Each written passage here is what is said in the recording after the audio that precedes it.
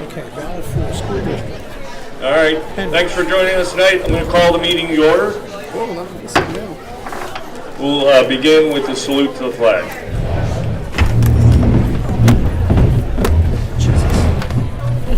I pledge allegiance to the flag of the United States of America and to the republic for which it stands, one nation, under God, indivisible, with liberty and justice for all.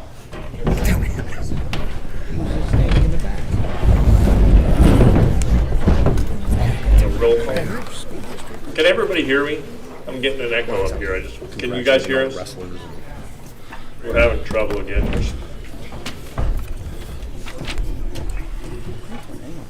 All right. Ms. Matisky? Here. Mrs. Blomgren? Here. Mrs. Chaikin? Mr. Cormack? Here. Mr. Kaufman? Here. Mr. Merkel-Gump? Here. Mrs. Rash? Mrs. Sharino? Here. And Mr. Wurs? Here. All right, moving along, we'll go to public comment. First up is Dan Shapiro.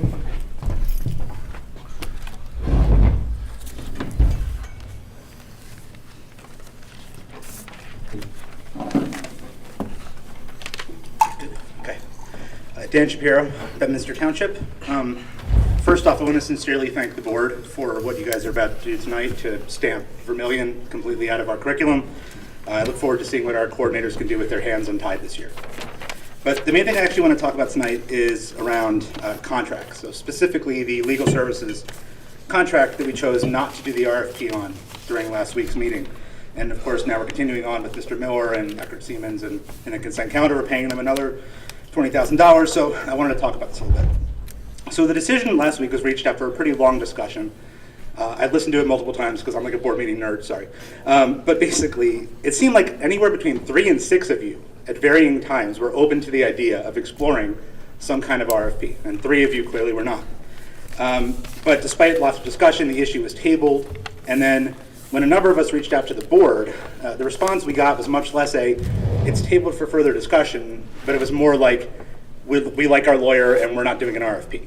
Right, so it was a very different feel, and it was surprising to a lot of us in the community. In that discussion, Mr. Daubert actually raised an interesting point about entering a contract and how it's hard to change course if you don't like your provider. But the reality is that's why we need a better lawyer to get better contracts, right? Not like the Vermilion disaster that we signed on to last year. Contracts with opt-out clauses and performance clauses and ways to actually make sure you're successful. So I think, again, just one example of ways I think we can do better than we've done so far. But in that discussion, Ms. Blomgren made a point saying this wasn't something that the PCA campaigned on. I nearly drove to that meeting in my pajamas to yell at the 5 of you for not speaking up for yourselves. You campaigned on that issue. You sent mailers to the constituents on that issue. You posted on Facebook a month before the election saying Eckert Siemens is a problem. Twice during Ron's speech during the board reorg meeting, he said we need to do something about our legal representation. So what changed, right? What changed? This was something you guys absolutely was part of your campaign. And then another claim, which kind of ties to my last point, and this was made by Ms. Chaikin, was saying no one cares about this issue. Only 2 people emailed us. 10,000 people voted for the PCA candidates. That's the voice. We heard candidates saying, hey, one of the things we're going to do is we're going to look at our legal representation. We're going to change it. There's your voice. Now, it's maybe even less people showing up at meetings and emailing you. I know you got emails this week, and maybe other people will speak up tonight, but we're very surprised by the way things played out. I guess, in my point, there's an implied contract here, right, between the candidates and what they say they're going to do and the voters and who they vote for. So I'd like to see you guys honor that contract with the voters by taking a closer look at the contract we have with him. Thank you.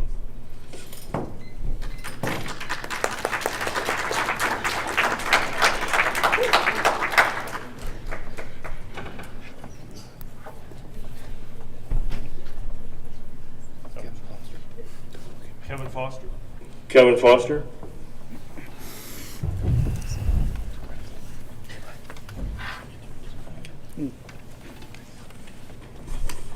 Kevin Foster, Hilltown Township. I wanted to speak tonight on the curriculum changes. I'm a father of 3 kids in the district, and my wife and I proudly send them to Penridge schools. 2 of my kids are still in elementary school at Grass in 1st and 4th grade, and they love history and social studies, just like my oldest daughter does. Their favorite genre of history is historical fiction, and I can see how passionate they are to learn about the world and about the United States and our history. They tell me stories of how exciting the staff at Penridge make learning, and my wife and I are equally excited when they tell us stories about their day. Tonight on the agenda is a motion to continue to remove the political influence of Jordan Adams and Vermillion education from our curriculum. I still remember vividly the meeting on the night of the first day of school this past August, where parents, teachers, and staff spoke passionately about the political changes being forced into our classrooms. Many parents and staff lost sleep that night over the impact it would have on thousands of children's futures across Penridge. In August, the previous school board ignored the concerns of the community. Tonight, the board is listening. The motion during the curriculum section marks another step to returning local control of our children's education to our qualified Penridge staff and administration. I wanted to thank our curriculum chairs, Ms. Yicky and Mr. Merkelgump, for stepping up to lead these changes through our committees. One additional point, excellent work by the administration and the board on celebrating Black History Month. I'm excited to hear what these awesome kids have prepared. Keep it up.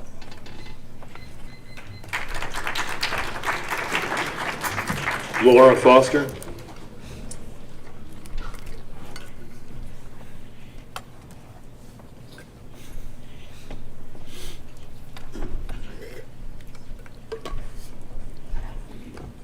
Hey, Laura Foster, East Rock Hill Township. I'm thankful that on the agenda is an RFP for legal services. I want to talk a little bit about why I have some concerns with Eckert Siemens and why I think that they should go. I remember a time when we made the 10 o'clock news because an Eckert Siemens attorney stopped a school board meeting for 45 minutes because I spoke in opposition to Vermillion. As I remember it, there was a school board member in the attorney's ear yelling at them to cut me off. This was despite the fact that the gentleman who spoke before me talked about Vermillion, but in favor of them instead. The fact that an attorney would concede to an out-of-control board member and not abide by their own legal standards is not very admirable. Also, in the spirit of transparency, it'd be interesting for the public to know who of our current board composition have been in contact with the ILC, and was there any district money paid to ILC for writing the clearly illegal policies that live in board docs today. For those of you who don't know, ILC is the Independence Law Center, the legal arm of the right-wing Christian PA Family Institute, which is closely associated with the DC-based Family Research Council. The Family Research Council has been deemed a hate group by the Southern Poverty Law Center. Now, the ILC has been providing anti-LGBTQ+ policies to school districts across the state. Penridge's anti-trans athletic policy and policy 720, use of restrooms and locker facilities, appear to have been authored by ILC. I definitely appreciate you abiding by your promise to evaluate new legal options. The committee meeting was painful to watch. Please remember that you have the capability to govern this board with respect and dignity and not concede to long-winded, historically inaccurate rhetoric. Thank you.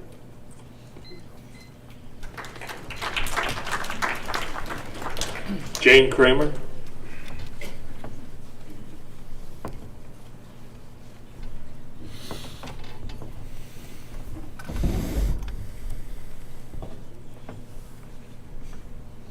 Jane Kramer, Sellersville. Just some thoughts I wanted to share with the board. I really appreciate that board leadership is being inclusive in its approach to governance and support the goals Mr. Wirtz identified during the January board meeting. But in general, you know, I just appreciate the respect that is being shown for within the board and respect for the community. In terms of curriculum, I echo other speakers. I'm really happy to see us move away from the Vermillion debacle. One concern I have in watching the last curriculum meeting is board members recommending specific resources to be considered for inclusion in the curriculum. I really think we need to leave that to our administration and our teachers to develop the curriculum. And I think we can trust them to, we provided the guidance, this is what we want in our curriculum in general.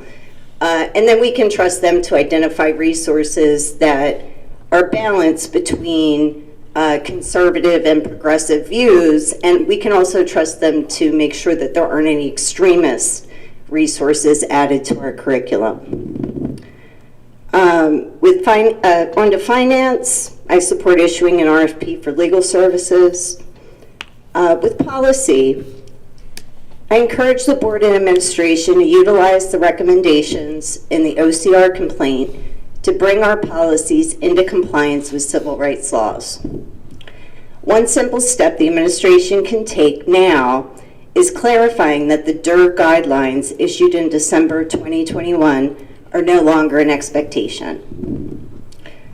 I also encourage the board and administration to work with communities within Penridge that have objections to policy changes to provide reasonable accommodations, opt-outs, kind of options. While I support the board majority's desire to be inclusive in developing new policies, I'm also concerned about the hostile environment the current policies create for protected classes of students, and this needs to be addressed with some urgency. Thank you.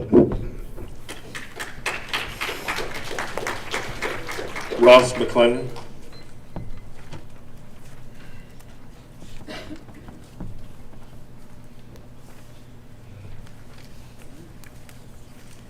Ross McClendon, Hilltown. I don't want to take steam away from you guys, but congratulations to the wrestling team.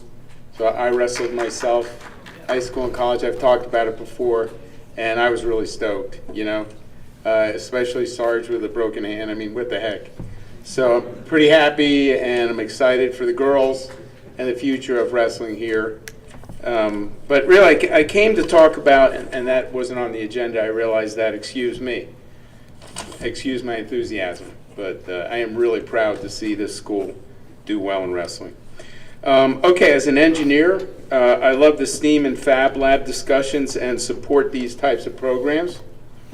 Fab Lab stands for Fabrication Laboratory and is a small-scale manufacturing lab equipped with flexible computer-controlled tools like 3D printers, woodworking, ceramics, handling various materials like with the aim of doing almost anything, making almost anything. Students who are interested in manufacturing and engineering, but also many other trades, are given hands-on experience that generates a creative and very educational experience that is hard to teach in the classroom. And I know this because I've worked in a Fab Lab. So if anybody wants to ask questions about Fab Lab, ask me. Fab Lab is not only for fifth graders. Okay, so I heard this at the last meeting, and I want to set the record straight. Many high schools nationwide have Fab Labs. Even colleges use these for engineering and science students. Not back in my day. So it's relatively new, but it does give everybody the opportunity to work in a lab, especially high school students. Northampton County College has a Fab Lab in Bethlehem, so that's about an hour away at the old Bethlehem Steel Engineering headquarters. And it's really fantastic up there. They have a nationally recognized luthier program, so that's building guitars, and they work that with Martin Guitar up in Nazareth. So that's a really good combination of how to train, and these are local people that end up, a lot of them working at Martin Guitars, or they just make guitars if they're musicians. Folks can take classes of all kinds in areas of wood making, turning, music and recording, pottery, t-shirt printing, quilting.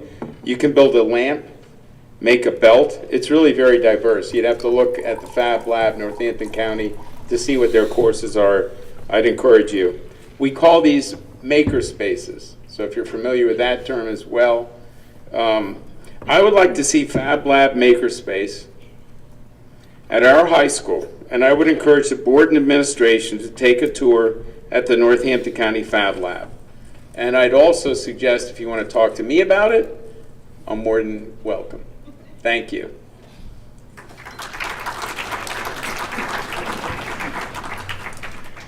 All right, can everybody hear me back there? We have a temporary speaker here, so I want to make sure everybody can hear me. So, President's report tonight. I'd like to thank everybody for coming. It's been a busy few months, and we now have an excellent leadership team in place. I want to thank Mr. Barrios and the team. They have certainly hit the ground running and are learning a lot. I firmly believe we have the foundation to start making meaningful improvements that will have a lasting impact on the Penridge School District. Ultimately, our objective is to ensure all students receive an excellent education that prepares them for success after graduation. Before we talk more about Penridge, I would like to ask for the public's help in solving a problem that is wasting some of our taxpayers' money. Right now, the state mandates that for each student who enrolls in the cyber charter or brick and mortar schools, Penridge must pay the state the mandated tuition rate. For regulated education students, that amounts to $14,000 a year, which is significantly more than a cyber charter school needs, considering there are no facilities, no buses, etc. This money goes to cyber charter schools who are allowed to make a profit. For special education students, we're required to pay the higher amount of $38,000, whether a child requires extensive intervention or only speech assistance once a week.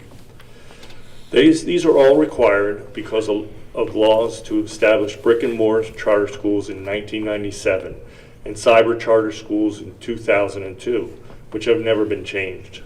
Governor Shapiro, in his budget address, has proposed a statewide cyber charter school tuition rate of $8,000 per regular cyber education student.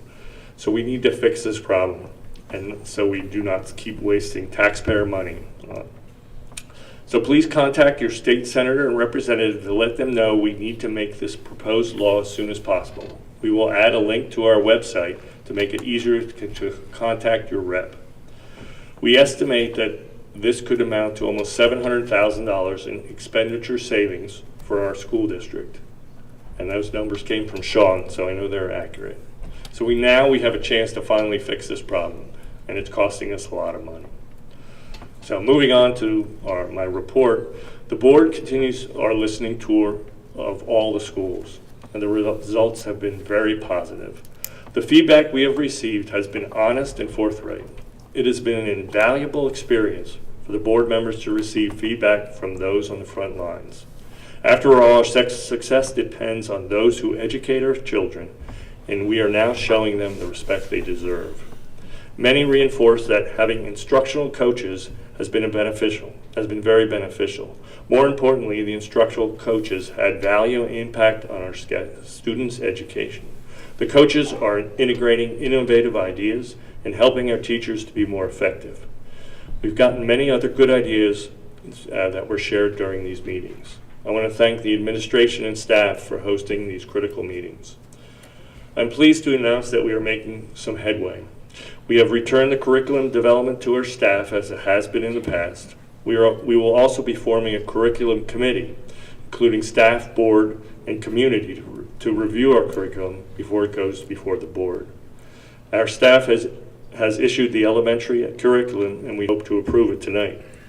No remnants of our former consultant are embedded in the curriculum.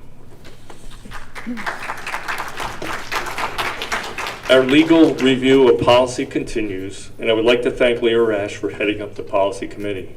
We will start seeing policy changes to ensure that all students are treated fairly and have the same chance for success. Legal review is critical because several of our policies expose us to significant legal issues. These will be controversial, but it is something that needs to be changed. Our approach will be intentional, and we ask for your patience as we review policies. I'm also pleased to announce that there's a new section on our website. Mr. Barrios will provide an overview during his report. It is a one-stop shop for the latest actions of the board. It includes timestamps on the videos of the meeting so you can watch any portion quickly. There's a host of other info on this page. I'd like to thank Dave Thomas and Angelo for putting this together. Please check it out. Due to board feedback, we will be putting the legal RFP back on the finance agenda for next month. New information makes it prudent to revisit this topic. This will take time, but we will work as a team to develop a process and criteria for evaluating all qualified firms and allowing them to participate. Finally, visiting most of our schools has made me realize what a fantastic staff we have. I've seen many teachers and staff repeatedly go the extra mile for our students. Their dedication is admirable, and they're always looking for ways to improve. I've also seen firsthand the excellence of our facilities. Every school I have seen has been impeccably maintained. I would like to thank Kelly Harper and his team for their fantastic work. We can be thankful that our students have such a great place to go to school. I also wanted to thank our cafeteria staff. I was so impressed by the school lunch program we have. So much better than when I was in school. I even tried their homemade hummus, which was delicious. They provide a great mix of healthy options and incredible variety. Everyone I met there took pride in what they were doing and really enjoyed pretty quality dishes out there. I would like to thank William Laura and his staff who helped keep our students fed. Thank you again for your support, and we continue to work for a better Penn Ridge. Moving right along, the supervisor's report.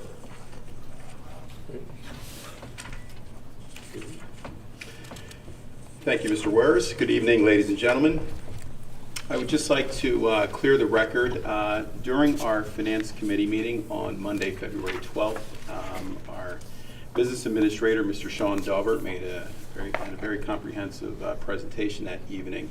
One of the statements he made was that due to the ratification of two collective bargaining agreements, there was an additional we've incurred additional costs of $6 million. He did not state that we had a budget deficit of $6 million.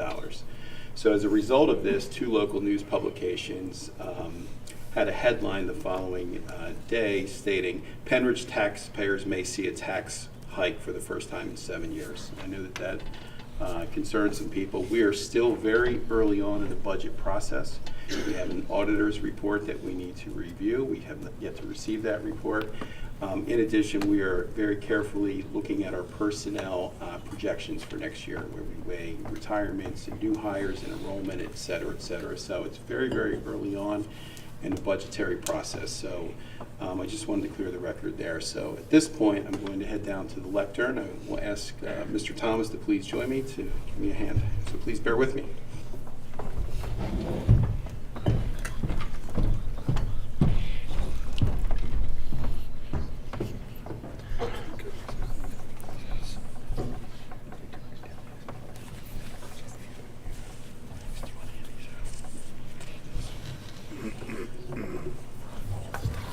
Okay, good evening. We're excited to share many positive stories that, pertaining to the Penn Ridge School District, and I'm beyond proud of our staff, our students, our athletes, and our parents in the audience this evening. So first, I'm going to ask Dave to go through a few updates on our website, and then I'll be back momentarily.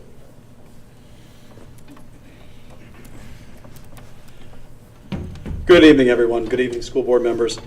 So on our website and our social media, we've created several new communication infographics. You can see them there, including early dismissal and late start schedules for both our elementary and our secondary schools, as well as a graphic that helps parents know how and who to contact if they have a concern or a question. So all of these are on our website.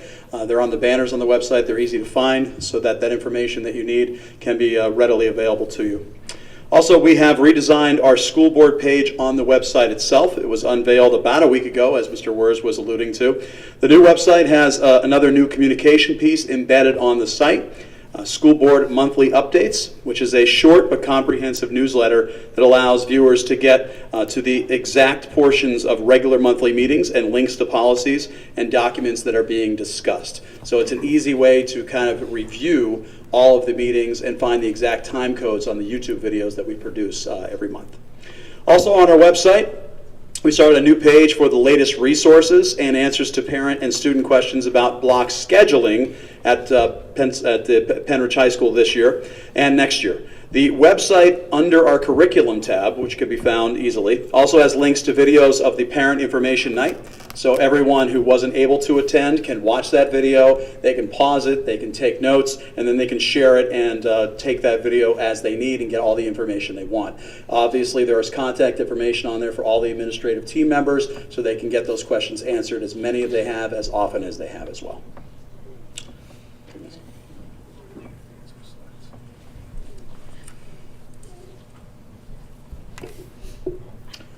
Okay, so we have a new initiative designed to have our staff nominate students. It's called Sail Across the Ridge. SAIL is an acronym that stands for Scholarly Achievement, Academic Excellence, Individual Growth, and Learning Differently.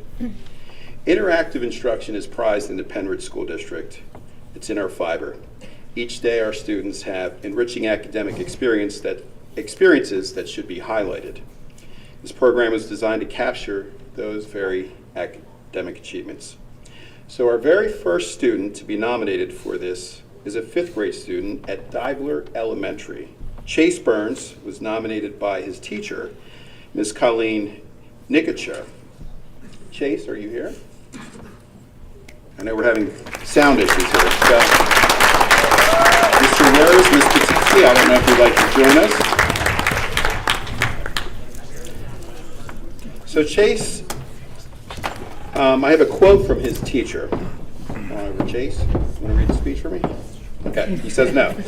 Chase is an outstanding student in all subject areas. Chase is an engaged learner who strives for excellence, receives feedback well, and is driven by a thirst for knowledge. He's often finished a novel before his class has begun because he truly can't wait to see what will happen next. He is a well-rounded student, active in student council, safety patrol, Math 24, and sports activities outside of school. He is kind to his peers, respectful and helpful towards adults, and has amazing Penridge school spirit. So I present you Chase. Congratulations.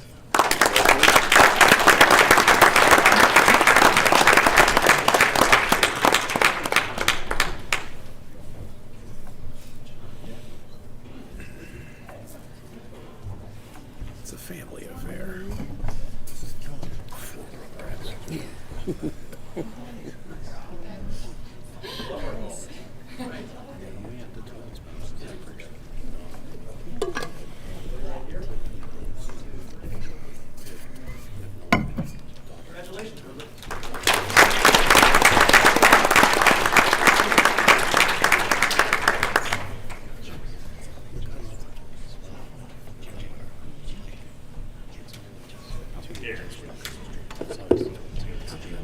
Okay, speaking of academic success, the following 2 students have earned the highest national academic honors any student can achieve with respect to the National Merit Scholars Program.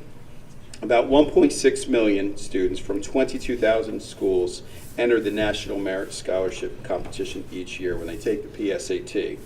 Around 12,000 nationwide are chosen to be finalists, and we have 2. Earlier this fall, we told you about seniors Liam Brennan and Benjamin Swartley when they were named semifinalists, and now they are finalists.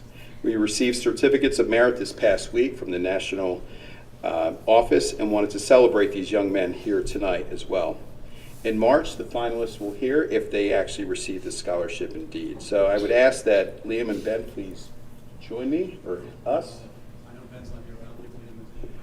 All right, going once, Liam, Ben, twice. Okay, anyone else? I see a hand. Okay, so we have certificates of commendation if you take a look at their photographs on the large screen. Okay, so moving along. You may have noticed a large group of students here tonight and we wanted to celebrate and recognize the continued success of our wrestling teams. Many continue to battle individually next week in district and hopefully state competitions, but the team competition just finished and our wrestling team finished 4th in the state of Pennsylvania. So they are going to come up.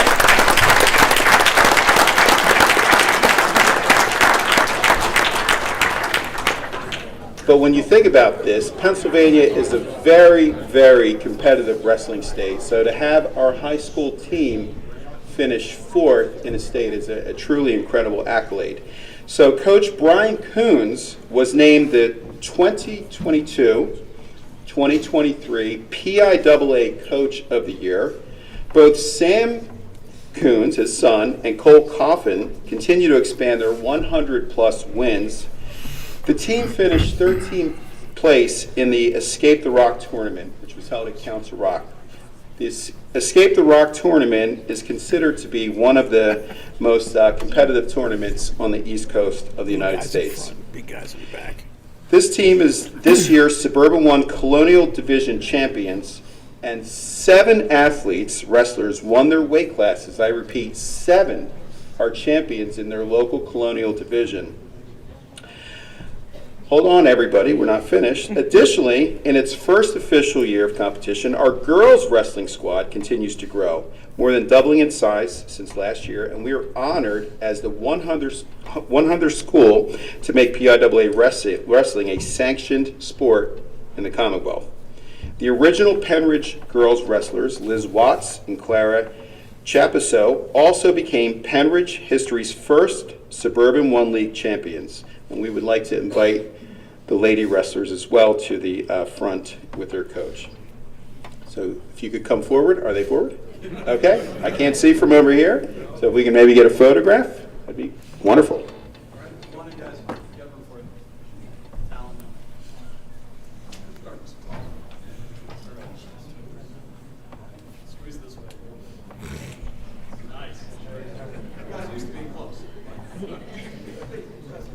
Here we go, everybody. Ready? 1, 2, 3. Got it. Good job.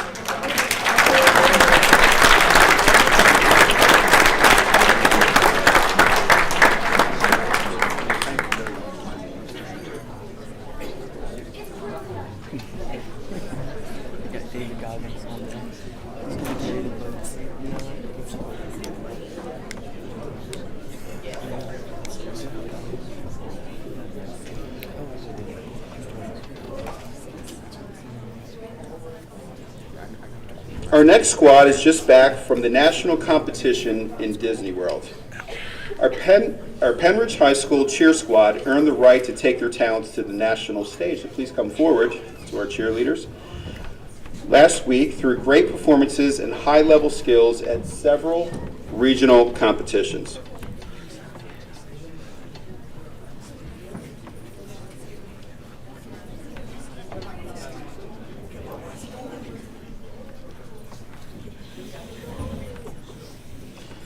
So if you think of Friday night lights, all the basketball games, going on the road, especially when our teams they enter district and state level competitions, the cheerleaders have the longest season along with the marching band. So we'd like to formally recognize our cheer team and wish them all the best next year, and as they hopefully get a break. They are joined by, is their coach here tonight? Yep, coach is here, and our athletic director, Mr. Scott Hagan. Or coach is, excuse me.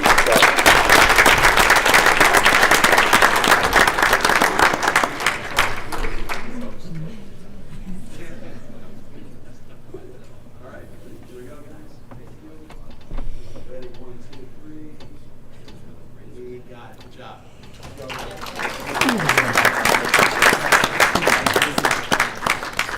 Me too. They don't go high enough.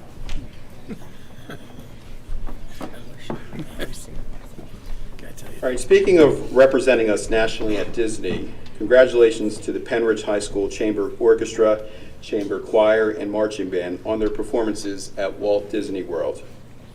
The Penridge High School Music Department had the opportunity to travel to Disney World for clinics, performances, and of course a little downtime in the Disney parks.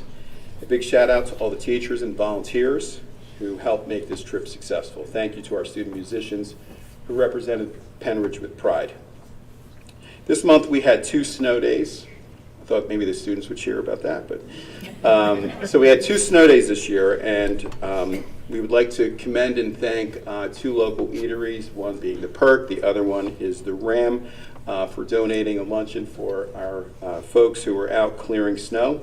Many, while some of us are home, others are out, again, plowing, shoveling, doing all the hard work. So we greatly appreciate their efforts and also thank those local businesses.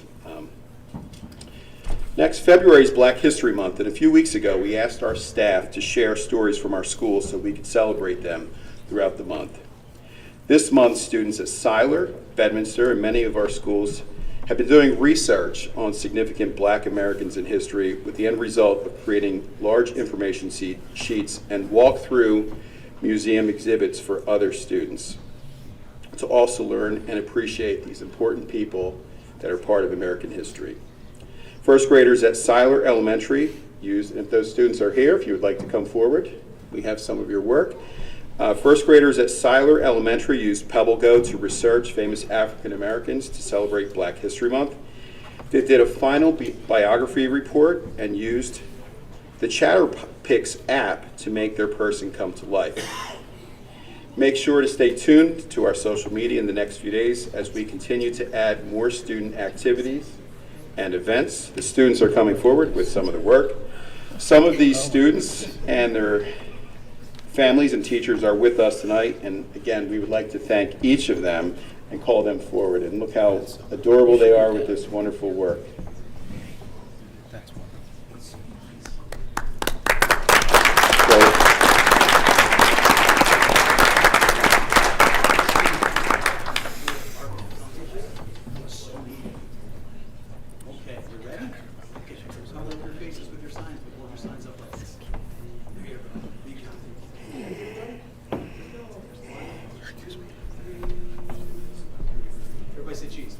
Cheese.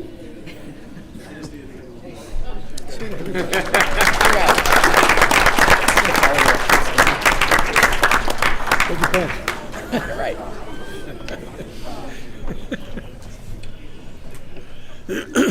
One of our other communication initiatives is Share Your PSD Grade, which continues. Oh. Wait. Okay. Those guys from Seiler. Okay, the 4th graders from Seiler, please come forward. Yeah. Where's?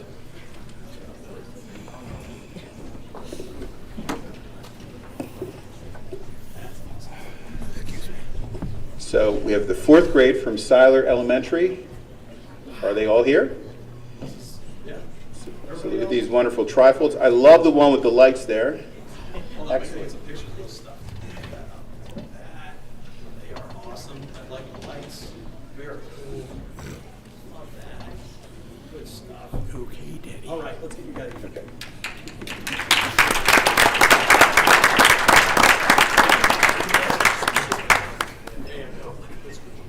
There we go. All right, here we go. Ready? Okay, 1, 2, 3. We got it. Good job.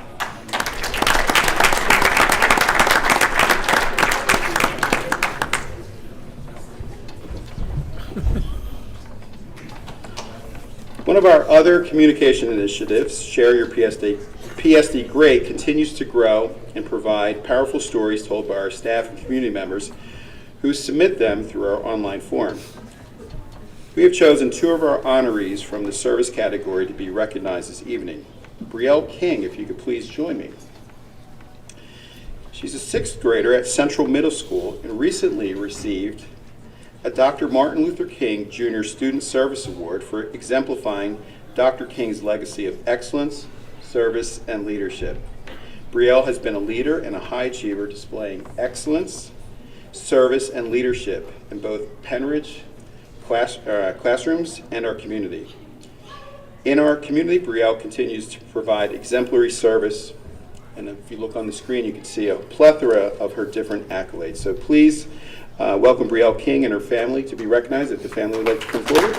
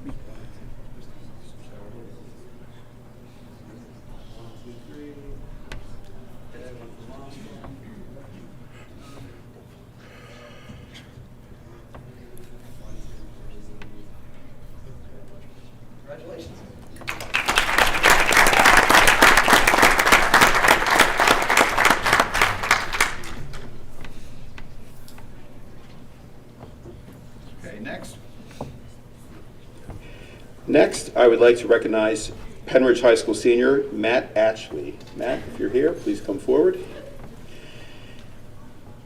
Matt is the captain of the Penridge baseball team, and for the last 4 years has also worked tirelessly volunteering for an organization called PIFBS, I hope I didn't mess that up, Pitch In for Baseball and Softball.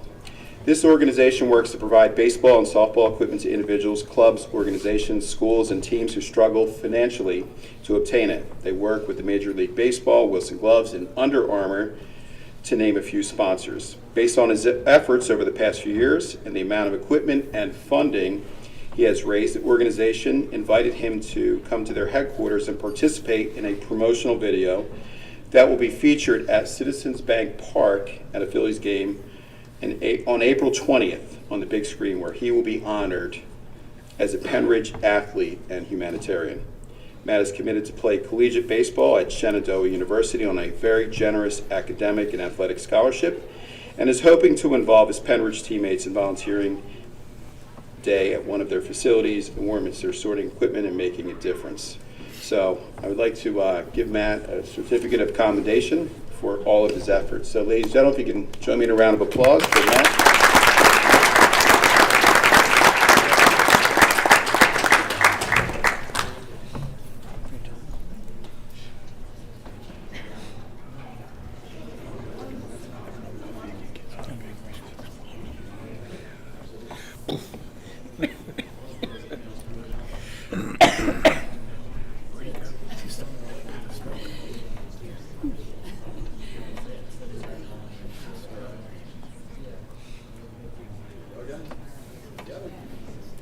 Get Mom in here.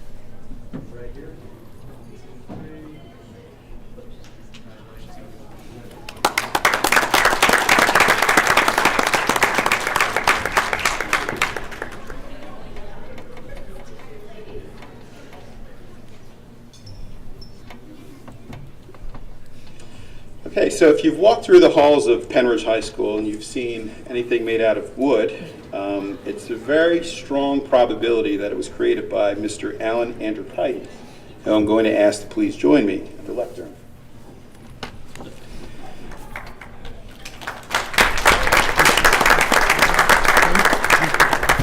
So Mr. Andrikaitis has been a teacher in the Penridge School District for the past 43 years. I repeat, 43 years. And currently he's our coordinator of the STEM and Industrial Arts Department, and the work that comes from his classroom is just stunning and impressive. We filled our stage this evening with just a few of his examples. You can see some examples that he has created and his students have created. But I have a video that I think is worthwhile, and earlier a citizen brought it up during public comment, the Fab Labs and STEM Labs and maker spaces, so, and guitar making, for example. So I have gotten to know Alan rather well in my short tenure here, and he's just an upstanding person and outstanding educator. So please indulge me as we watch this brief video produced by Dave Thomas.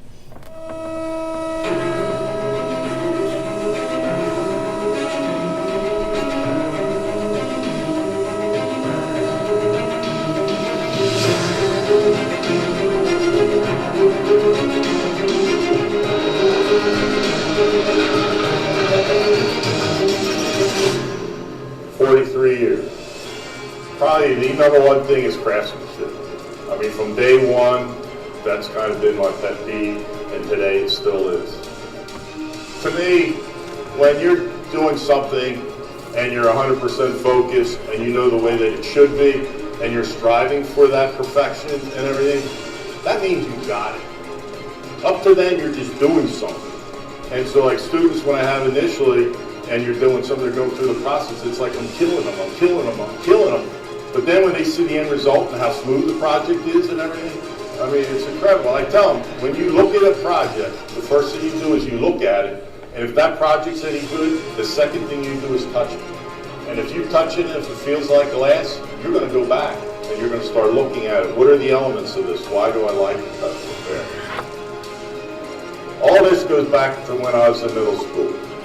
When I was in middle school, I had a drawing class. I would ask them to go to the bathroom, and I would stand by the woodworking shop and look in the window. And a lot of what I do today is actually paying homage to him. He would have Friday open labs. I would stay after school Friday open labs for a couple hours, walk home. My feet never touched the ground on the way home. I was floating home.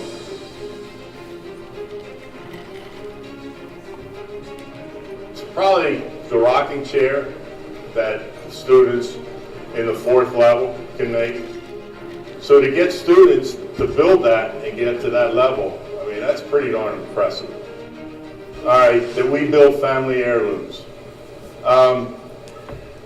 What the students make in here down the road, their children, their grandchildren, they're going to want what they have, what it is that they're making. And every student on the bottom, I make them put their name, the year, the type of wood on it. And then that way down the road, you know, they'll know exactly, oh, this thing was made in 2024. Whoa, I can't believe it, it's 8 years old, whatever. But a personal note with that, my dad made a table when he was in high school, and it was supposed to go to my sister. And, you know, as far as who was supposed to get what when everything was inherited. And fortunately, my brother-in-law said, Alan, you're the one that should get that.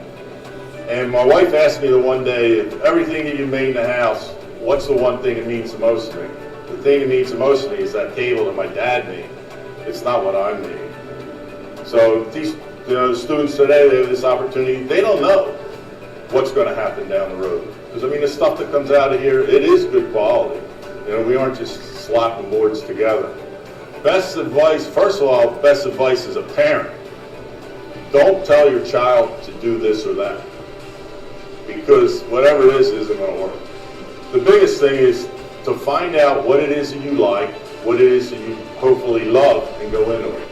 Don't worry about what the money is. Don't worry about how hard it is to get that job or anything, but find something that you like. If I didn't like what I was doing, I wouldn't be here. If we didn't change what we were doing in here when we started the whole guitar stuff and all, I probably would have retired around 2015, 2016, somewhere around there. That's what kind of gave me my rebirth type of fare. But be happy with what it is you're doing. Don't make it a job. Make it a passion that you have, and find out how you can take that passion to develop it and actually get an income from it.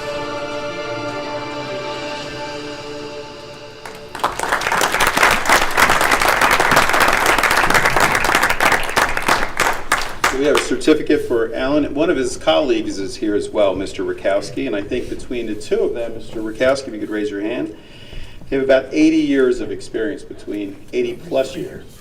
Is that correct? 40 each or something? So, I was given some inaccurate. Okay, he's a puppy. But we have a certificate of accommodation for Mr. Andrikaitis. So.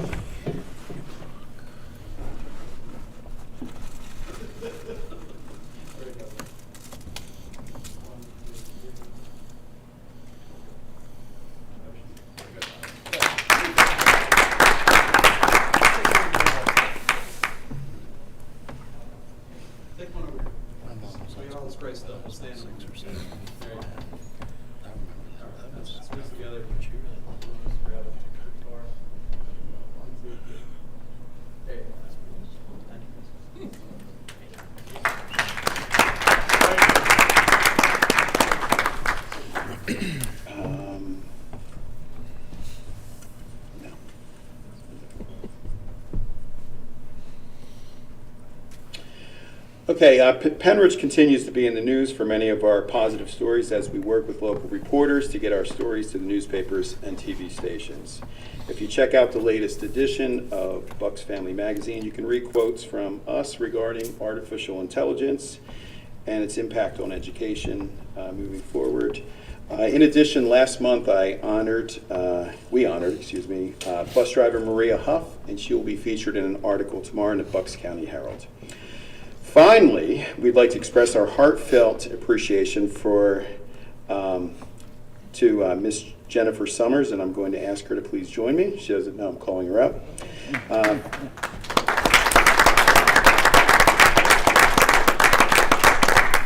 I'd like to recognize her for nearly 7 years of service to Penn Ridge students, families, and staff members. Ms. Summers is about to leave us for the Upper Dublin School District, but we just wanted to present her with this small token of our appreciation. Jen joined the Penn Ridge staff as a supervisor of special education in 2017 after 13 years of teaching experience. In 2022, Jen became our Director of Pupil Services, so please join us in wishing Jen well in her next endeavor in the Upper Dublin School District.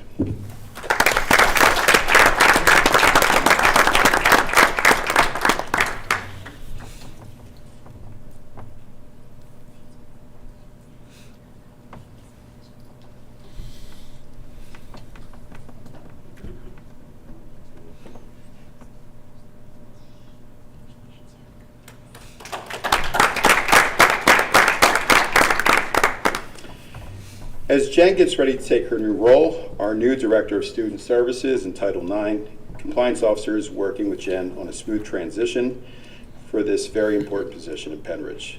Mr. Ernest Johnson, who is behind me somewhere. Right? Ernest, if you could please stand. So we are very pleased to have Ernest Johnson amongst our ranks here. He started yesterday, so he's on day 2. So we're excited to work with Ernest and see what he can contribute to our organization. And so that concludes my superintendent's report. Thank you.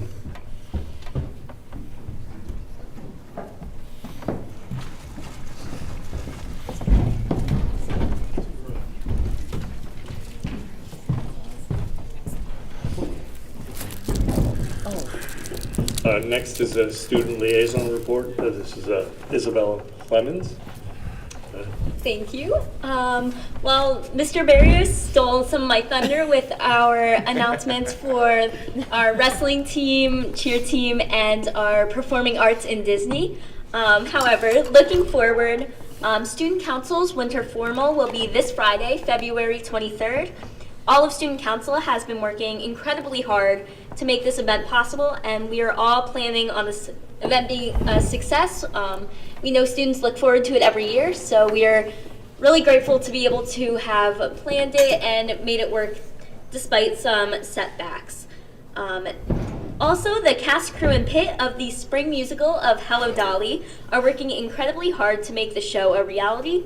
The shows will be performed the weekend of April 12th, with shows on Wednesday, Thursday, Friday, and Saturday. And then finally, our spring performing arts groups and sports are all beginning as competitions and games begin, and we are all looking forward to a spring season with our sports and performing arts groups. Thank you very much. Moving right along. We seem to have lost a lot of our audience, so we'll keep moving. The consent calendar. It's A through H. It's A through H. Make a motion to approve A through H on the consent calendar. Make a motion. Mr. Wers, I need to abstain from voting on item H, if you wouldn't mind separating that out. So we'll do items A through G. Is H? Let's see that. Okay. Make a motion to approve that. Motion. Second. Second. Any questions or comments? All those in favor? Aye. Aye. All those against? Okay, the next is H. Motion to H. Need a second? Second. Questions or comments? All those in favor? Aye. Aye. All those against? We know that? Yeah, Nancy will note that Ms. Basticki is abstaining from this vote. Okay, moving right along. Committee reports. Ms. Blum? Okay.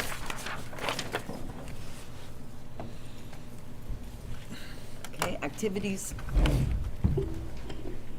Okay, activities met, and we have one thing, sorry, a couple things.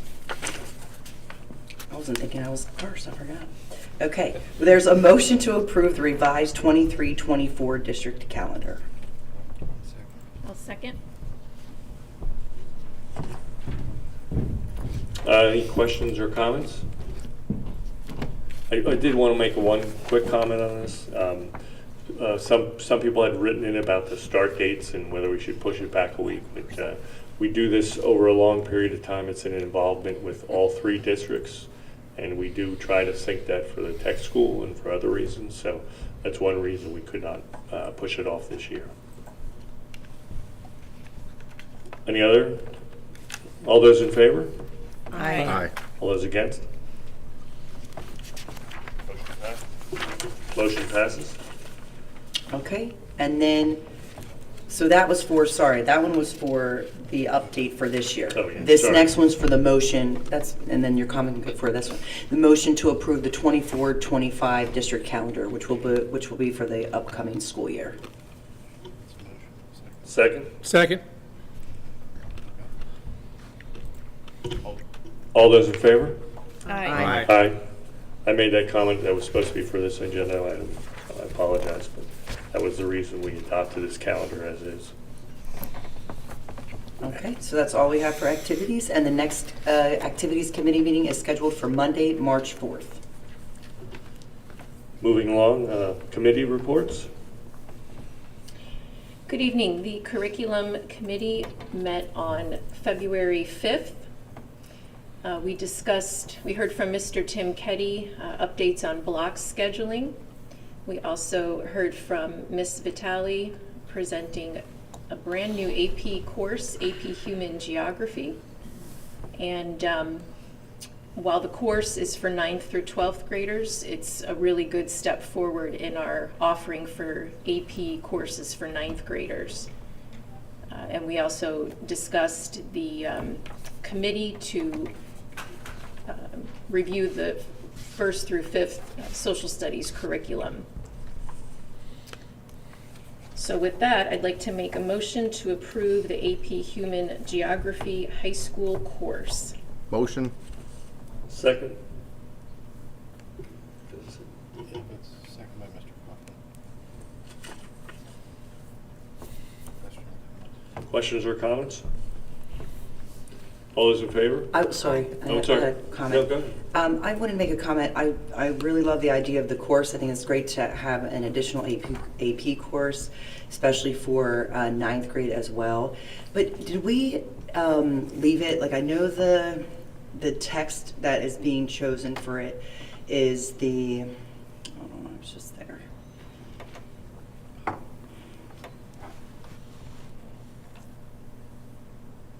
Okay, here we go. The text that is being chosen is the Human Geography for the AP course by Bedford Freeman. And I know, like we discussed in the committee, like some concerns with in trying to ensure balance. Is there any update on how that's going to be, I don't know, looked into, or what's specific? So we did talk about approving the course at the meeting here, and then we are still working with Dr. Scheid and Ms. Vitale on those specific recommendations, but they are noted in the curriculum meeting notes. So then on like the attachment, it says, after careful analysis and balance of the offerings of each textbook, the team decided that Human Geography for the AP course by Bedford Freeman and Worth was the best textbooks for our students. So does that need to be taken out since that's still going to be discussed? It makes it seem like that is the chosen text. Yeah, I think we're proceeding with the text, but we talked about getting recommendations for additional resources. Is there anything else you wanted to add, Dr. Scheid?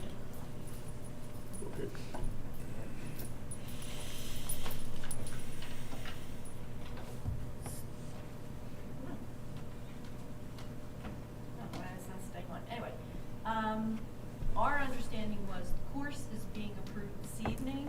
There were questions posed by committee board members that Mrs. Vitale and I were gathering information to share. So it was not our understanding that that book was going to be approved tonight, but that is the recommendation from the team. Okay. So any other questions that come our way or that we need to further discuss at the next meeting, we can certainly do that. So that's where I would feel, because that's how I felt like we left it at the meeting as well. I would like to support approving the course, but still have discussion on the resources or the text and just how it will kind of be looked at further. That's why I thought we left it. Just Yeah, I assumed that the textbook was a part of the approval. It was our recommendation, that textbook. Yeah. And we know that we had other questions. Right. We sent answers to questions. If there are further questions, we can do that. Yeah. But that is the recommendation. Yeah. I'm comfortable approving the course and the textbook. I would like to see, some of the recommendations for additional resources, but I'm comfortable moving forward. Okay, thank you. Anything you want to add, Mr. Merkel-Gump?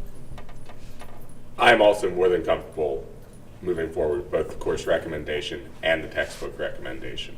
We have fabulous teachers here in the district. They are able to do a competent job making sure that things are presented to students in a fair and balanced way. What we've requested of them is that they provide us with what their plans are to make sure that they ensure that balance. And I trust them to do that. Okay. Any other questions, comments? All those in favor? Aye. Aye. All those against? nay. Motion passes 8-1. Oh, actually, who's not here? Ricky too. Ricky and Leah. 6-1, sorry. The next item on the agenda is a motion to approve grades 1 through 5 Social Studies Textbook Resource Committee.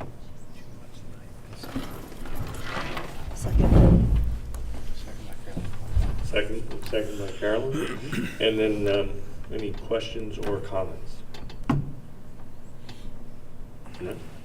I would just like to thank the district and all the parents who supported getting this straightened out, and look forward to our teachers taking the reins that they deserve and doing a great job for our kids. So thank you. I would just like to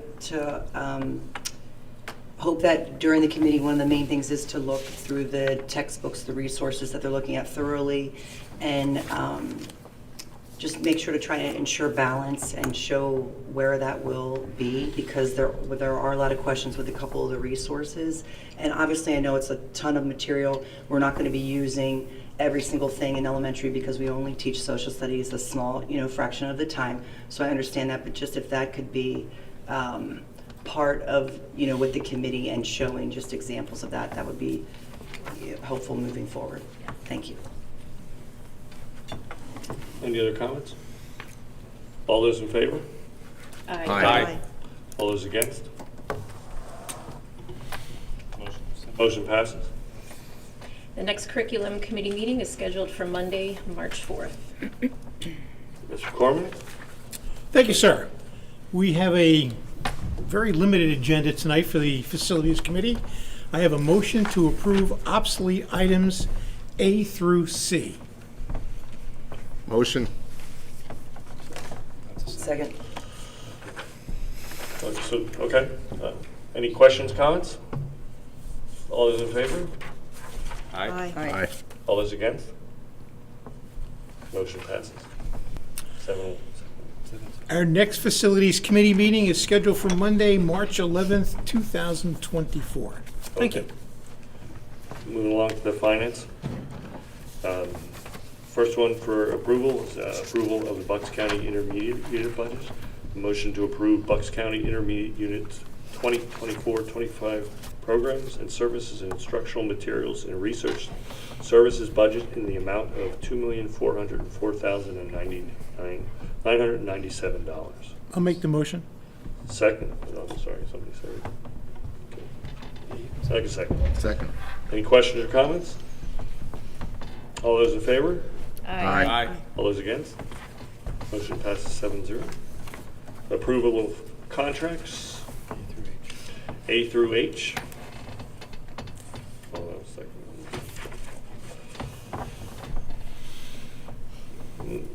So we have A through H to approve. Just need to make that motion. Make a motion to approve A through H. Second. Approval of contracts. Second by Jordan. Any questions or comments? All those in favor? Aye. All those against? Approval of the 2024-25 advertising of bids and RFPs. Motion to approve A through E. That's right. That's my motion. Need a second? Second. Carolyn, second. Any questions or comments? All those in favor? Aye. Aye. All those against? Motion passes 7-0. Approval of change of depository. A motion to approve Keystone Collection Group deposit for district tax funds into the Penridge School District QNB bank account. Make a motion. Second. All those questions or comments? All those in favor? Aye. All those against? Next Finance Committee meeting is scheduled for Monday, March 11th, 2024. Moving right along to personnel, Ms. Sharina. Thank you. Our last committee meeting was on February 12th. I have a motion to approve the revised organizational chart. Second? Sorry. Any questions or comments? I just had a quick comment. I love that we're putting this on here because I was under the impression, I think at one time it was mandatory that school districts had to do that, and correct me if I'm wrong, I don't think it's mandatory anymore, but I think it's still really great to have this on so that you can also look at it for board docs and you kind of just can get a feel for, you know, how your organization changes over time. And so I'm glad that we have this on the agenda. Just want to say I thanks. agree. It's really nice to, everybody gets a little understanding of how everything works at the school. Any other questions or comments? All those in favor? Aye. All those against? Motion passes 7-0. Great. Motion to approve the following revised job descriptions, A through I. That's a motion. Just a motion. You want a second? Second. Any comments or questions? Okay, sorry, because at the committee meeting, I was on the phone, and sometimes things were choppy, so I apologize, and I could have sent these questions out sooner, but the secretary to the athletic director and pupil services, just to confirm, that's one secretary for both of those positions. Am I tracking that correct? One secretary for the athletic director and the pupil services principal, is that right? Two separate. It's two separate ones. It's two separate. They're just on C together? It's a job description. What? Right, sorry. The job, you're right, just job description 4. So then that, how does that work? If the job description is for the secretary to the AD as well as pupil services? Sorry. I'm not sure I have an answer for that. Is that just they share one? Okay, got it. They're sharing. And, okay, all right, I'm tracking. One position. Okay. I think the pupil services threw me off, but so thank you. And then, sorry, my other questions are on the supervisor job descriptions. And, you know, obviously, you guys know my comments for the supervisor positions, but looking at the job descriptions, I like the things were added there, but also just wanted to question how will, you know, I feel like one of, you know, I know the district is moving in the direction to try to posting everything on, you know, Atlas and to try to get as updated. Obviously, that takes time, so I understand it's not going to be like overnight. That's a goal that we're working toward.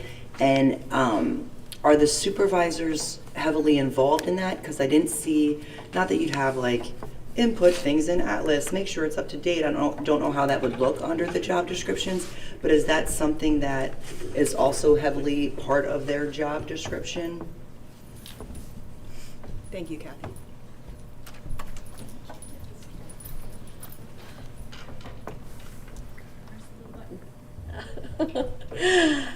So is the question, are the supervisors involved in inputting in Atlas?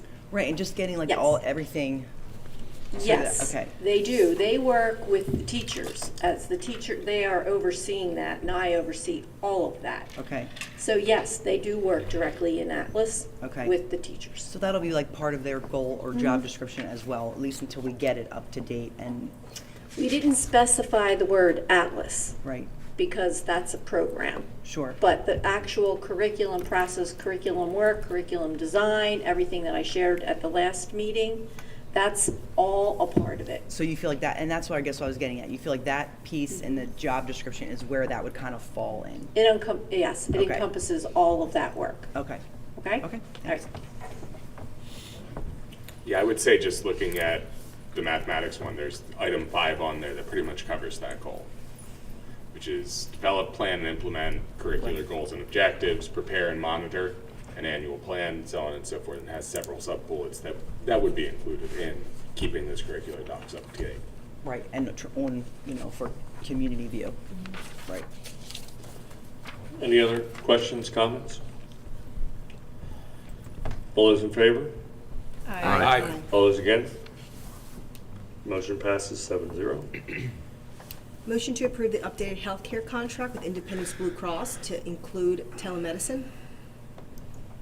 Second. Questions or comments? Just for anyone who is watching, this is a nice addition to our health plan where it allows people to try to find a doctor or try to find medical information through virtual. It's a new thing, and it's certainly something I think people will help take advantage of, and also actually saves district money too in the long run. Any other questions or comments? All those in favor? Aye. All those Aye, against? sorry. Motion passes 7-0. Motion to approve third-party administrator for healthcare benefits. Need a second? Second. Questions or comments? All those in favor? Aye. All those against? Motion passes 7-0. Motion to approve non-contracted employee compensation benefits plan. Need a second? Second. Questions or comments? All those in favor? Aye. All those against?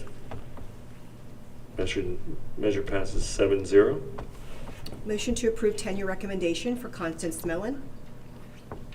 Need a second? Second. Questions or comments? All those in favor? Aye. All those against? Motion passes 7-0. Motion to approve the separation agreement and release between Penridge School District and the Penridge Education Association in regard to employee number 7758.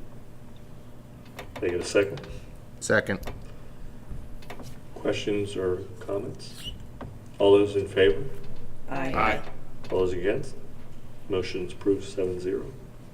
Motion to approve a resolution regarding employee number 1372. Can I get a second? Second. Don't be bashful. Any questions or comments? All those in favor? Aye. All right, thank you. The All next those against? I'm sorry. Motion passes 7-0. Sorry. Thank you. The next Personnel Committee meeting is scheduled for Monday, March 11th. Okay, I'll be doing the policy report tonight. First thing, the meeting was held on February 5th. And the first one is the approval of the PSD policies for first reads, A through B, or A and B together. I make a motion to approve first reading on the following policies, A and B, as listed below. Motion. And that's a second. Second. Any questions or comments? All those in favor? Aye. All those against? Motion passes 7-0. This is the final approval of PSD policies. Make a motion to approve the following policies, A through D, listed below. Motion. Seconded. And any questions or comments? Could I just separate D, D. please? Okay. Okay, we'll start with A through C. I make a motion to approve the following policies A through C for final approval. Motion. Okay, any questions or comments? All those in favor? Aye.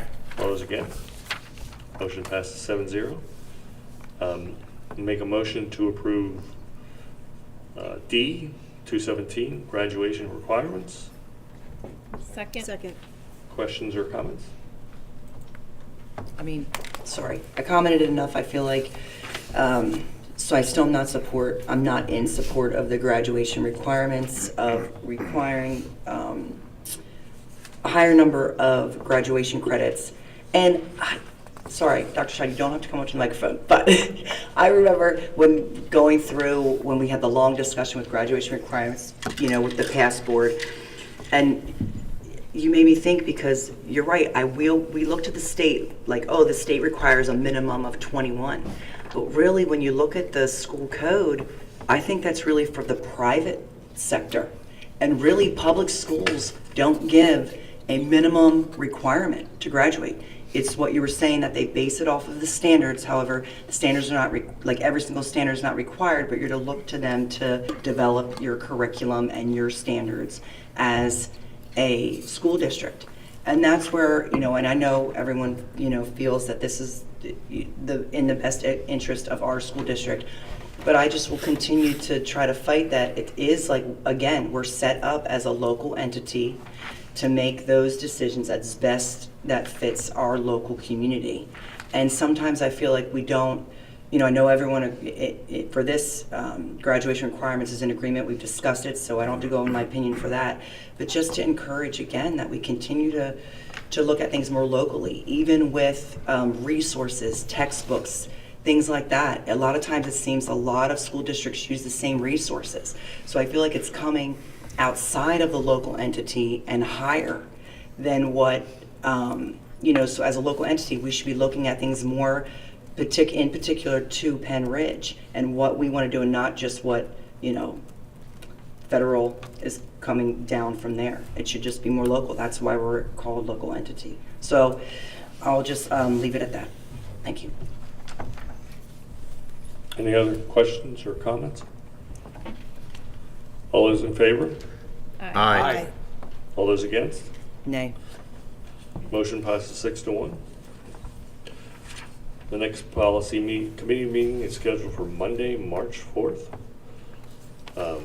Moving on to the IU. Unfortunately, I was unable to attend the meeting last night. I was away, and so I do not have a report on that today. The next IU meeting is scheduled for Thursday, March 21st. Moving right along, Mr. Coffin?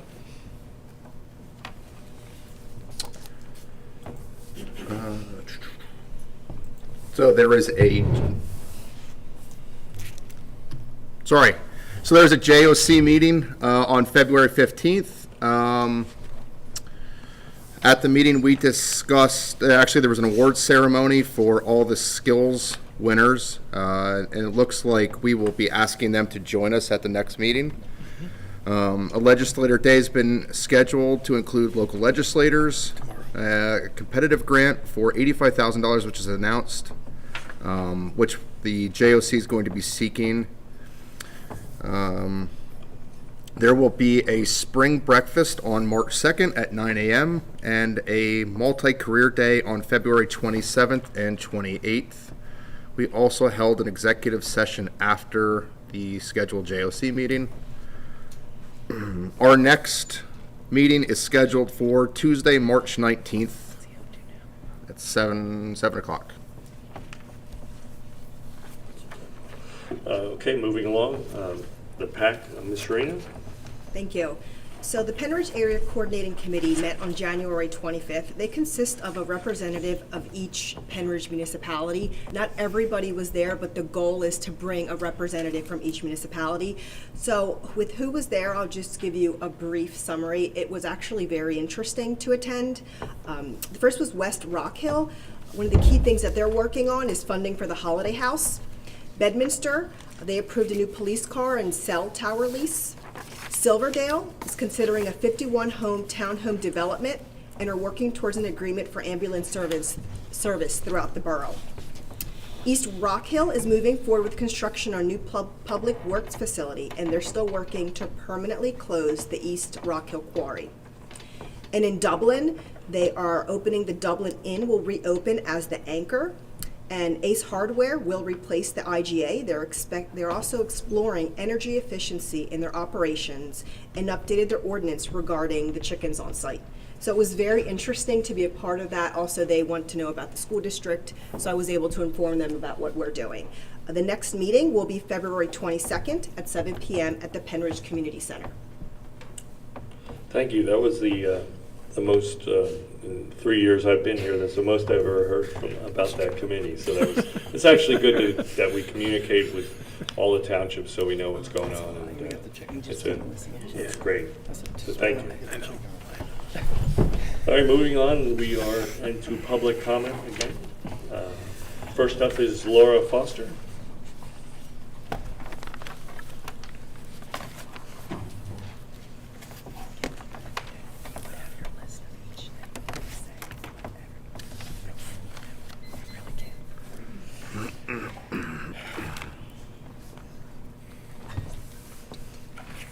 Sorry, I was doing some work. I didn't expect us to be done this quick. So. Laura Foster, East Rock Hill.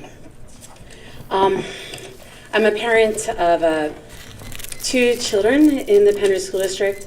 I'm also a co-founder of Bridge Network, a community nonprofit dedicated to illuminating the issues impacting students and teachers in Penridge. We work to defend all students' rights to a safe and welcoming learning environment. On December 14th, 2021, former Director of People Services, Dr. Durr, put into place Penridge's own Don't Say Gay guidelines. All of you should be familiar with these guidelines by now. As you know, I'm going to keep talking about issues confronting our queer children until things change, so you will continue to see me up here. Once we learn something to be true, especially something that impacts the well-being of others, it is my obligation as a clinician and the board's obligation as a governing educational body to incorporate that knowledge into our practice. Suicide is the second leading cause of death among young people, with LGBTQ youth being 4 times more likely to seriously consider suicide, to make a plan for suicide, and to attempt suicide than their peers. Queer students have a 4% higher suicide attempt rate in schools like Penridge that don't affirm them versus affirming schools. Transgender or non-binary students have a 3% higher suicide attempt rate in schools like Penridge that don't affirm them versus affirming schools. Being queer is not a mental health condition.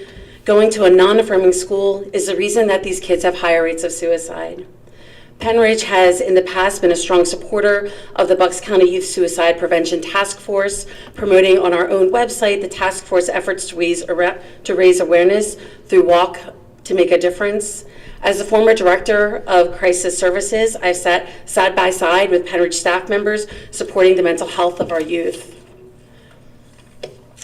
To ignore the clear science showing that not affirming children's gender and preferred pronouns is in fact adding to the suicide rates in our community. The DUR guidelines are but a piece of the homo and transphobic structure put into place by the previous board. They have left our queer students and staff without a place of safety.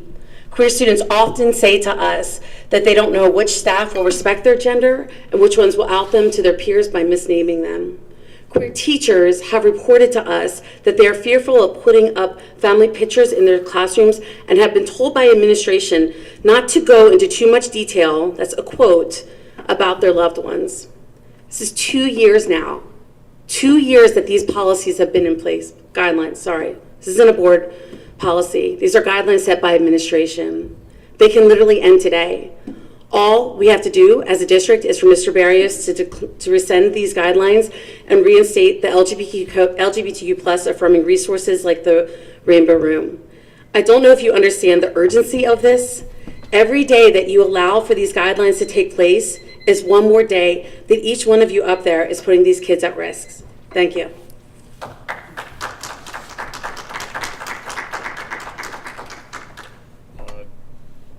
Kim Bedelian.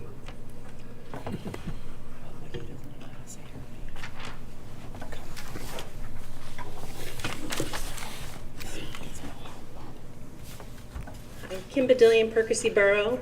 On November 15th, 2023, a civil rights complaint was filed with the Department of Justice and the Department of Education alleging that Penridge School District has enacted racially discriminatory and anti-LGBTQ policies and has created a, quote, hostile environment rife with race and sex-based harassment, unquote.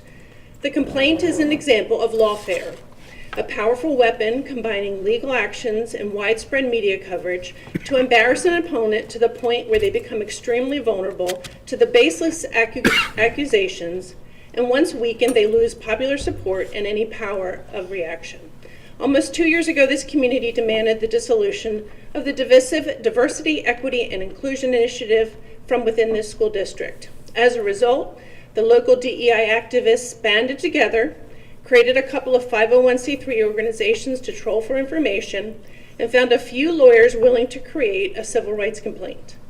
This complaint seeks to embarrass and make vulnerable Penridge School District in hopes that the district will cave to the demands outlined in the complaint, some of which are as follows. Mandate that all school board members and district staff receive bias training and cultural competency training. Create a district-wide DEI position. Retain an expert to create guidance and training to teach 5-year-olds about anti-Black racism, including instruction on racial slurs. Remove the current policy that provides parents to be notified and grant approval before their child is permitted to go by a different name or pronoun at school. Remove policies that, quote, enforce a gender binary, that would be male and female, and prevent students from exploring their gender and sexual identity, unquote. Rescind the current sex-based bathroom and locker room policy. Require the district to make, quote, multi-user gender-neutral bathrooms, which sounds like co-ed bathrooms to me, available in each building in the district, unquote. Require Penridge to, quote, make available books discussing gender and sexuality, unquote. This complaint was filed a mere 10 days after the school board election and names the Pair Up Society as one of the complainants. The treasurer of the Pair Up Society is Stephen Rash, who is married to recently elected school board director Leah Rash.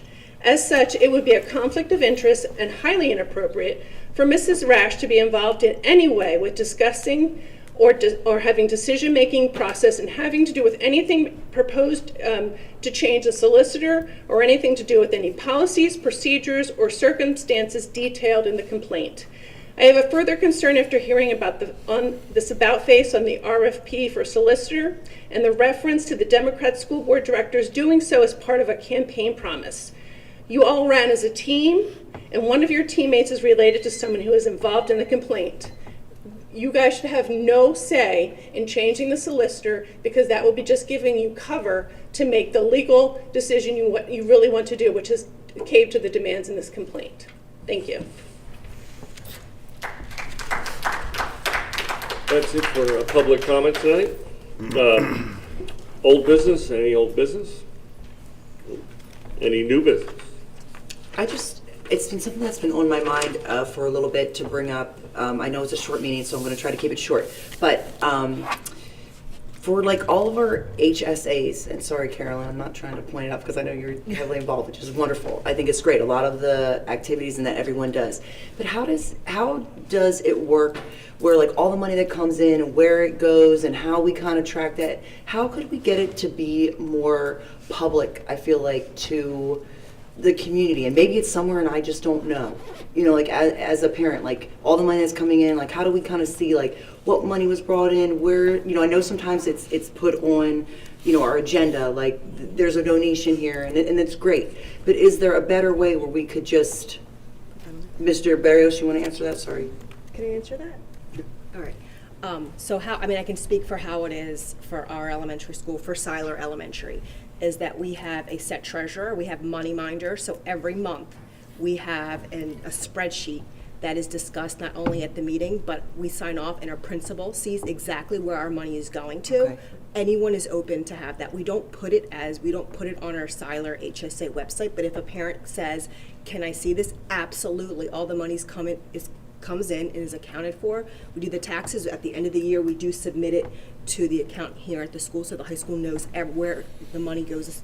Just talking about Siler, we're very organized with that, so that if you were to ask, if you were a Siler parent, we can definitely give you a detailed of what's coming in, where it's at, and what it's used for. So we do a summary. For example, what we do is we're in the month of February. So at our February meeting, we will show we're a month behind what we received in December and where it's gone to. And that goes with everything. That goes where, let's say a parent is buying something for the sweetheart dance. They give us a receipt. We have a form that they have to fill out with a printed receipt. That is also at our meeting. We specifically, it's written there, and we do give this summary out to everybody. So they see what's the money that's come in, what's the money that's come out. Okay. So it is very detailed that any parent is more at Siler is welcome to see. We do not post that though. Okay. I wonder if though that's something that we could maybe, I don't know, discuss. Like maybe we could put it on like, you know, whether Siler, Grass, Central, South, North, if we have a spot on those websites, that's something that we could look at, just posting it somewhere so then you don't have to go through that extra step of asking for it. You can just go online and see it. I'd be up for that. But Mr. Barry, I don't know if you seem like you had a comment. I thought Ms. Sharina provided an excellent response about minutes being, available minutes that are for each HSA. And I know that's what you said Siler does, and I'm not sure if all the other schools do the same kind of thing. That's why I think it might be great just to, see where we're at with consistency, or if each school does it differently, if that's fine, but just kind of seeing. To see, because I know that it's separate from the school, so we're nonprofit. Right. So it is separate. Right. So it's my understanding that all the schools do not do it the same. I mean, not to just, Right. say that we do it great, but we really do it at Siler. We have it very tight so that all the parents, you're exactly right. You want to know where the money is going to. And it goes, I believe we do a great job communicating that. Not only on our website saying, we're raising funds and this is where it's going to. So the parents know right away. Right. And it's, it's all right there. Now, I don't necessarily know how it would work. I don't know how it would work if all the HSAs were to put that out there, simply because we all run differently. Right. And I do know also you go into middle school has something sort of like that. Their funds aren't as big because they don't do as much. Right. So I'm not sure how that would work out, just because, the reality is some people take that information and don't, just sort of start spreading things that aren't accurate. Right. But like I said, like you said, if it's organized and tight, then I feel like everyone is more at all. We are very transparent anytime they need it. And we've had people say, can you show us? Absolutely, we'll show you why we're raising, what it's going for. Sure. But that's only for Siler. Like, I know, that's what I'm saying. I don't know if anybody else has an appetite for it, but just to discuss it further and maybe May I suggest we add it to a finance committee meeting or something? Is that where you think it would Well, I go don't under know. finance? I'm Yes. just throwing that out. Okay, but, sure. We can certainly look at it further.